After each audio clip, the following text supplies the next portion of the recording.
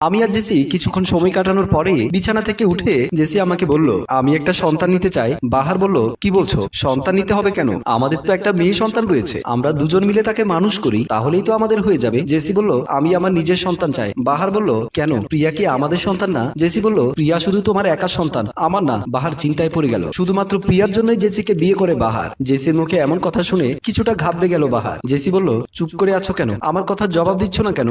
বাহার বলল, আমাদের এখন কোনো সন্তান নিতে হবে না, আমরা আমাদের মেয়ে প্রিয়াকেই মানুষ করব। আমি আশা করি আজকের পর থেকে কোনো সন্তান নিয়ে কোনো বাহানা করবে না। জেসি তখন কোনো কথাই বলল না, রাগ করে মন খারাপ করে বিছানার উপরে বসে রইল। বাহার বলল, আমি ওয়াশরুম থেকে আসি। এই কথা বলে বাহার ওয়াশরুমের ভেতরে চলে গেল। জেসি মনে মনে ভাবতে লাগলো, আমি যা চেয়েছি আমি তাই করব। ড্রয়িং রুমে বসে আছে মমিন খান। মমিন খান হলো জেসির বাবা। এমন সময় পাশে রাখা সোফাতে গিয়ে বসলো দোলা বেগম। দোলা বেগমকে দেখে মমিন খান বলল, মেয়েকে কুবুদ্ধি দেওয়ার তোমার শেষ হয়েছে? যদি দেওয়া শেষ না হয়ে থাকে তাহলে আবার গিয়ে বুদ্ধি দিয়ে আসো। দোলা বেগম বলল, আমি আমার মেয়ের ভালোর জন্যই বলি, আমি কি আমার মেয়ের ভালো দেখতে পারি না? মোমিন খান বলল, তুমি যদি তোমার মেয়ের ভালোই চাইতে তাহলে এইভাবে তুমি তোমার মেয়েকে কুবুদ্ধি দিতে না। দোলা বেগম চুপ হয়ে গেল। ভালো করে বুঝতে পেরেছে এখানে কথা বললে এখন ওনার মার খেতে হবে, কারণ মোমিন খান চুপচাপ থাকলেও অনেক রাগী মানুষ। মোমিন খান বলল, একটা মেয়ের জীবন তুমি তো নষ্ট করে দিয়েছো, আরেকটা মেয়ের জীবন তুমি নষ্ট করতে চাচ্ছ, কি লাভ হচ্ছে এরকম করে? দোলা বেগম বলল, তুমি লাভ ক্ষতির কি বুঝবে? মোমিন খান বলল, আমি তোমাকে শুধু এই কথাটুকুই বলবো, আমার মেয়ের যেন কোনো সমস্যা না হয়। দোলা বেগম কোনো কথা না বলে সেখান থেকে চুপচাপ চলে আসলেন। জেসি রান্নাঘরে রান্না করছিল। এমন সময় জেসির মোবাইলে রিংটোন বেজে উঠলো। জেসি মোবাইল হাতে নিয়ে দেখতে পেল মা ফোন করেছে। মোবাইল রিসিভ করে বলল, মা তুমি কেমন আছো?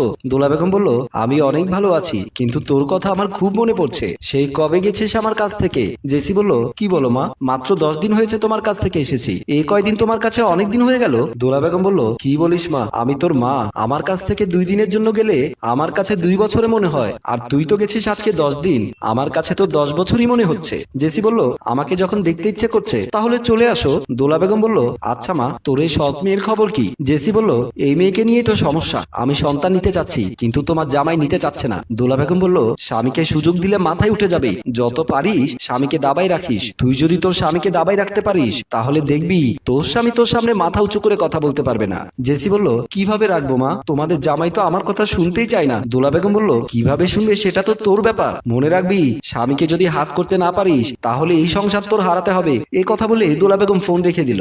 জেসি মনে মনে ভাবতে লাগলো, মা কিন্তু ঠিক কথাই বলেছে, আজ থেকে আমি মার কথা মতো চলবো। পরের দিন সকালবেলা খাবার টেবিলে বসে আছে বাহার মজুমদার, তার পাশে বসে আছে তার ছোট্ট মেয়ে প্রিয়া। বাহার বলল, তোমাকে আমি স্কুলে ভর্তি করে দেব, তোমাকে এখন থেকে প্রতিদিন সময় মতো স্কুলে যেতে হবে। প্রিয়া বলল, বাবা তুমি আমার সাথে যাবে। বাহার বলল, আমি তোমাকে দিয়ে আসবো, আবার তোমাকে নিয়ে আসবো, তুমি শুধু মন দিয়ে লেখাপড়া করবে। এমন সময় জেসি 2 কাপ চা নিয়ে খাবার টেবিলে চলে আসলো। চেয়ারে বসে বলল, তোমার মেয়ের এখনো এত বয়স হয়নি, তোমার মেয়ের এখনো এত বয়স হয়নি যে স্কুলে ভর্তি করাতে হবে। ছোট মেয়ে যদি লেখাপড়া শেখাতে না পারি তাহলে কি আর বড় হয়ে লেখাপড়া মাথায় নিতে পারবে? এখন যদি প্রিয়াকে স্কুলে ভর্তি করিয়ে দেই তাহলে সে ভালো করে লেখাপড়া করতে পারবে। প্রিয়া বলল, মা আমি স্কুলে যাব সবার সাথে, মিমের সাথে স্কুলে যাব, আমি অনেক লেখাপড়া করব। জেসি বলল, তোকে শুধু আমি ছোট ভেবে যাচ্ছি, আসলে তুই তো ছোট না, তুই অনেক বড় হয়ে গেছিস। বাহার ভালো করে বুঝতে পেরেছে যে চায় না বাহারের মেয়ে লেখাপড়া করে বড় হোক। জেসি বলল, তাড়াতাড়ি খাবার খেয়ে নাও, তোমার তো আবার অফিস ছাড়া কিছুই মাথায় ঢোকে না, সারাদিন অফিস করবে আর রাত হলে বাড়িতে এসে মেয়ের সাথে পড়ে থাকবে,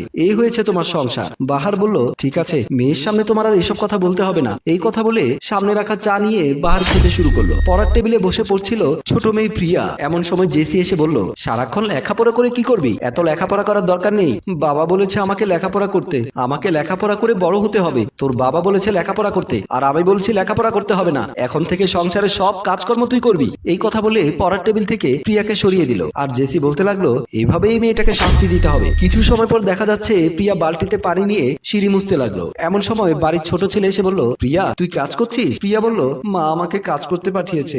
আজাদ বলল, তোর মা তোকে কাজ করতে পাঠিয়েছে? এজন্যই বুঝি মানুষ বলে সৎ মা কখনো আপন হতে পারে না, এতটুকু একটা বাচ্চাকে দিয়ে সংসারে কাজ করাচ্ছে। তুই তোর মাকে কিছু বলিস না? ফোন দিচ্ছি, তুই তোর বাবাকে ফোন করে বল। মা বলেছে বাবাকে কিছু বললে আমাকে আবার মারবে। আজাদ ভালো করে বুঝতে পেরেছিল যদি কিছু বলতে যায় তাহলে আবার প্রিয়াকে অনেক কথা শুনতে হবে। আজাদ পকেট থেকে কিছু টাকা বের করে প্রিয়াকে দিয়ে বলল, টাকাটা দিয়ে চকলেট কিনে খেও। তারপর খুশি মনে প্রিয়া টাকাটা হাতে নিল। তারপর আজাদ চলে গেল। প্রিয়া আবারও সিঁড়ি মুছতে লাগলো। বাহার অফিসে বসে কাজ করছিল। বাহার ফোন হাতে নিয়ে জেসিকে ফোন করতে লাগলো। জেসির ফোন বেজেই যাচ্ছে কিন্তু ফোন রিসিভ করছে না জেসি। বাহার ভাবতে লাগলো, আমার ফোন ধরছে না কেন জেসি? জেসি বলল, আজ সারাদিন ফোন দিলেও আমি ফোন ধরবো না। রাত্রিবেলা বাহার বাসায় এসে দেখতে পেল প্রিয়া বিছানায় শুয়ে আছে। বাহার প্রিয়ার পাশে বসে শরীরে হাত দিয়ে বুঝতে পারলো প্রিয়ার অনেক জ্বর এসেছে। বাহার জেসিকে ডাকতে লাগলো, জেসি এদিকে আসো। জেসি বাহারের কাছে এসে বলল, আমাকে ডেকেছো কেন, কি হয়েছে?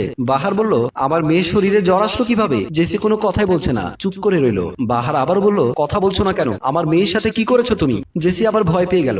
জেসি বলল, আমার ভুল হয়ে গেছে, আমাকে ক্ষমা করে দাও। বাহার জেসিকে কষে একটা থাপ্পড় মেরে দিল। এদিকে দেখা যাচ্ছে মমিন খান তার ছোট মেয়ে মায়া ও স্ত্রীকে নিয়ে ড্রয়িং রুমে বসে আছে। মায়া বলল, বাবা আমি এখন কি করব, আমার স্বামী আমার সাথে সংসার করতে চায় না। মমিন খান বলল, এই সব কিছু হয়েছে তোর মায়ের জন্য, সব সময় তোর মায়ের কথা শুনেছিলি, তার ফল এখন পেতে হচ্ছে। দোলা বেগম বলল, আমার কথা শুনে যদি ওর সংসারটা নষ্ট হয়, আমি তো আমার আরেক মেয়ের কাছে অনেক কথা বলি, কই জেসির সংসার তো নষ্ট হলো না। এই কথা বলতে না বলতে জেসি হাতে একটা ব্যাগ নিয়ে সেখানে হাজির হয়ে গেল। কান্না করতে করতে বলতে লাগলো, আমাকে আমার স্বামী তালাক দিয়ে বাড়ি থেকে বের করে দিয়েছে। মোমেন খান বলল, আমি জানতাম এমনটাই হবে, সব সময় তোরা তোর মায়ের কথা শুনেছিস, তাই তো আজ তোদের কপালে এমনটাই হয়েছে। দোলা বেগম বলল, তুমি ঠিক বলেছো, আমি চেয়েছিলাম মেয়েদের সংসার তাদের হাতে পেতে, আমার মেয়েরা ভালো থাকবে, কিন্তু আমি এটা বুঝতে পারিনি আমার জন্য আমার মেয়েদের সংসার ভেঙে যাবে। আমার মতো ভুল যেন আর কেউ না করে। সম্মানিত ভিউয়ার, অন্যের কথায় কান্না দিয়ে নিজের বুদ্ধি ও বিবেক দিয়ে কাজ করুন, এতে জীবন ও সংসার সুন্দর হবে। আমাদের গল্প যদি ভালো লেগে থাকে তাহলে লাইক, কমেন্ট ও শেয়ার করে